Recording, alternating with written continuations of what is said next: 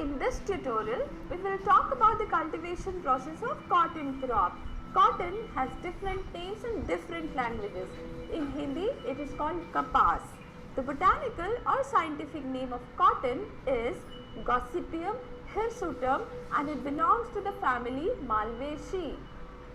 Cotton crop is an annual or perennial herb or shrub reaching up to 2 meters height. The leaves grow up to 10 centimeters long. The leaves are heart shaped at the base. The flowers of cotton come in different colors from yellowish white, fading pink to pinkish purple. The fruit capsules of cotton grow up to 4 centimeters long. The fruits are broadly ovoid to subglobose, beaked at the tip. The fruits are 3 to 5 celled. Each cell contains up to 11 copiously hairy and fuzzy seeds. Cotton crop requires warm and humid climate for its growth and development. It grows well in subtropical regions. The ideal temperature for the cultivation ranges from 25 degrees centigrade to 30 degrees centigrade. Let us now see the stages involved in the cultivation of cotton crop. The stages are land preparation, seed sowing, weeding and intercultural operations, pest and disease management, flowering and boll formation, harvesting and yield. Let us now see how the land is prepared for the cultivation of cotton. Well-drained loamy soils rich in organic matter, medium black to deep black with suitable soil pH range between 6 to 8 are best suitable for the cultivation of cotton crop. The soil should be plowed to attain a reasonable depth of 10 to 20 centimeters with varying clod sizes. The land is prepared by giving 2 to 3 plowings and clod crushing after each plowing. Disc plow or chisel plow can be used for plowing. Compost or farmyard manure around 4 to 5 cart loads should be spread and mixed well into the soil. The land is leveled by using clod crusher after each fertilizer application for proper incorporation of fertilizer.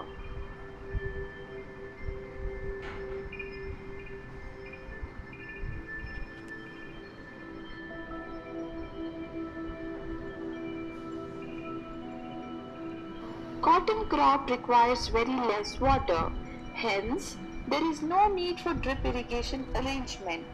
Cotton is a rain-fed crop, so water through rains is enough for the growth and development of the crop.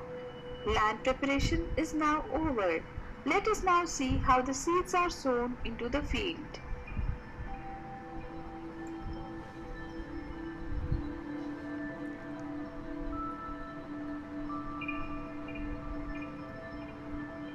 Soak the seeds in equal volume of pungum leaf extract for 8 hours.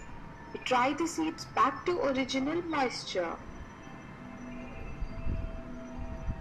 This will increase the germination rate. The seeds have to be dried in shade.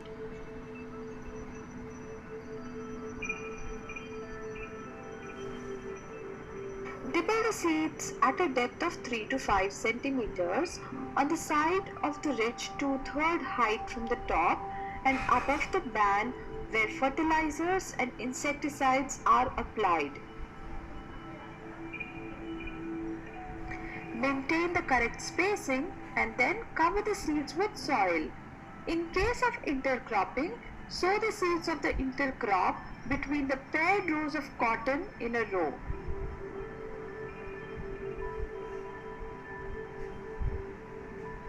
Sow the required number of seeds in each hole. Once seed sowing is complete, the seeds will germinate and seedlings will emerge. Wait for 14 to 15 days. The seedlings will then emerge from the field. Let us now see the measures for weed management in the cultivation process of cotton crop. The growth rate of weeds is very high.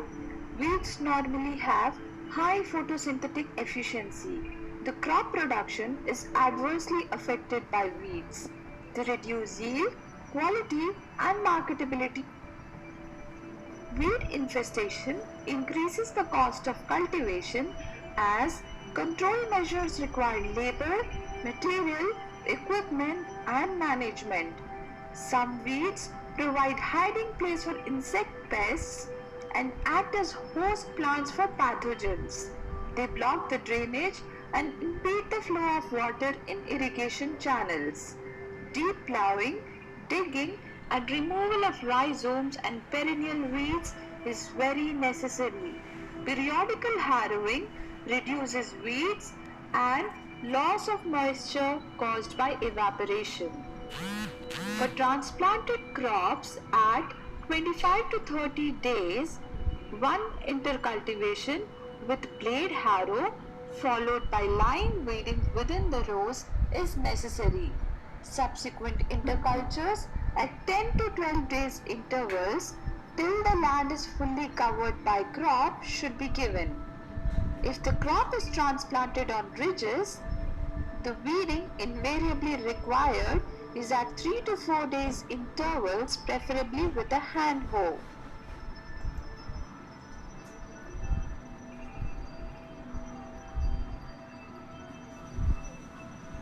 Pest and disease management plays an important role in the cultivation process of cotton crop.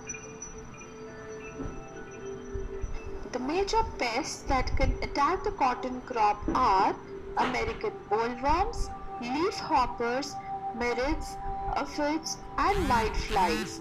The crop can be attacked by diseases such as fusarium wilt, alternaria leaf blight, root rot, cercospora leaf spot, and bacterial blight.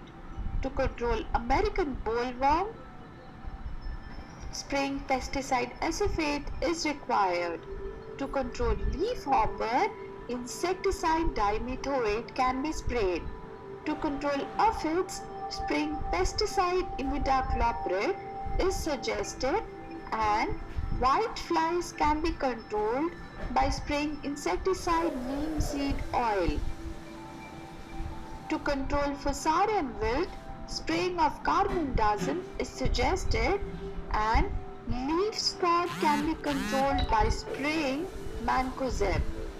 Mancozeb can also be used to control alternaria leaf blight and anthracnose. To control root rot, drenching in carbendazim is suggested. This was about pest and disease management for the cultivation process of cotton crop. Let us now see the flowering and boll formation stage in the cultivation process of cotton crop. Cotton flowers usually self-pollinate. However, bees or other insects may increase the frequency of cross-pollination. Temperatures above 100 degrees Fahrenheit and moisture rain or high humidity reduce pollination. A bloom will not pollinate after the first day. The creamy or white petals of the flower turn pink after 24 hours and shed within a week as the fertilized ovules of the ovary grow into a boll. Not every boll that is formed on the plant makes it to maturity. If enough ovules do not fertilize, the boll will fall from the plant 7 to 10 days after flowering. Insects will then feed on or bore into the boll. Damage done to small developing bolls 1 to 10 days of age will result in the bolls dropping off. Harvesting should start when enough mature bolls are fully open. The ideal time is usually from the middle to the end of January. It is important that harvesting should be supervised for higher yields and a more complete pick. Persons picking cotton should not be allowed to randomly pick all over the field as they wish, but should be assigned specific rows at a time. Stained cotton and trash should not be harvested. The average yield for cotton is 1500 pounds per hectare. Thank you for watching our tutorial on the cultivation process of cotton.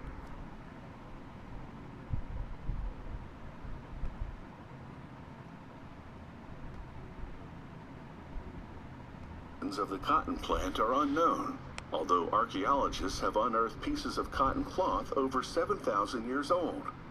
Through the centuries, cotton fiber was traditionally processed by hand until the early 18th century, when the first automated processing machine was invented.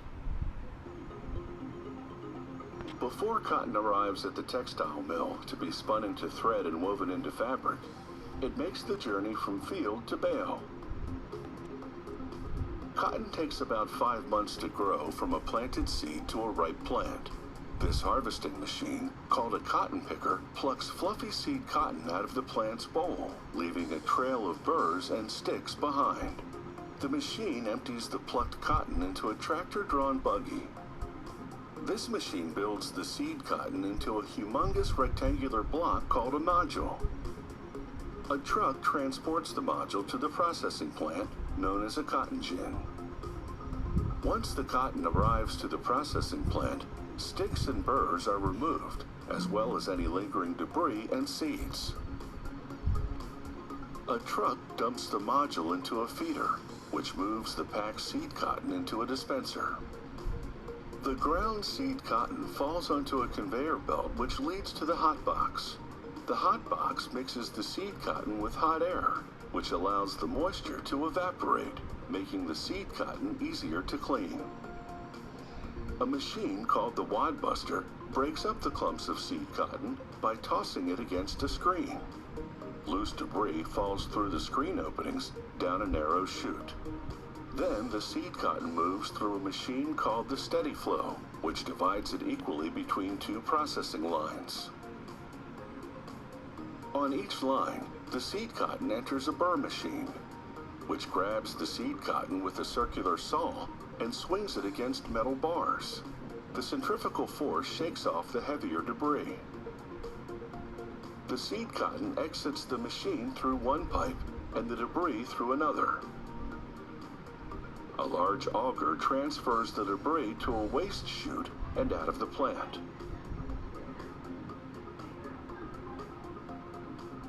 The seed cotton is ready for the final stage of processing. A network of pipes feeds a row of machines called gin stands. The gin stand separates the seed from the fluffy stuff called the lint. Inside each stand are 116 circular saws, which are arranged horizontally, each separated by a steel rib. The saw teeth grab the seed cotton and pull the lint through the narrow gap between saw and rib. The seeds are too large to pass through, so it spins in front of the rib, then drops into a conveyor. The lint goes into a flue which leads to the packing area. Cottonseed is sold as livestock feed, particularly for dairy cows. It contains 23% protein, 20% fat, and 25% fiber. Cottonseed is also milled into cottonseed oil, a cooking oil that's a common ingredient in salad dressings and mayonnaise. The cotton lint is now ready to be formed into bales. Pipes feed the loose lint to the press area. When it arrives, a pusher moves the lint into a machine called the tramper, which shoves it down into a bale-shaped box. Once the box reaches 500 pounds of cotton lint, a press compacts the lint and tie wraps the bale.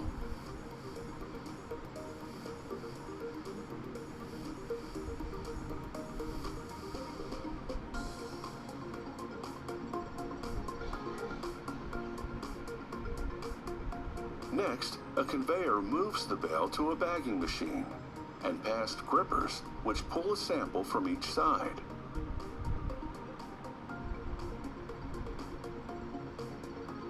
While the bale slides into a protective plastic bag, the grippers deposit the sample into a bin. Technicians label the bale with an ID number, then open the bin to retrieve the corresponding sample. Then the sample is bagged and labeled with the bale ID number. The factory submits the sample to the United States Department of Agriculture, where it's analyzed for fiber length, cleanliness, color, and other criteria. Once the analysis is complete, the bale is given a grade and processed accordingly.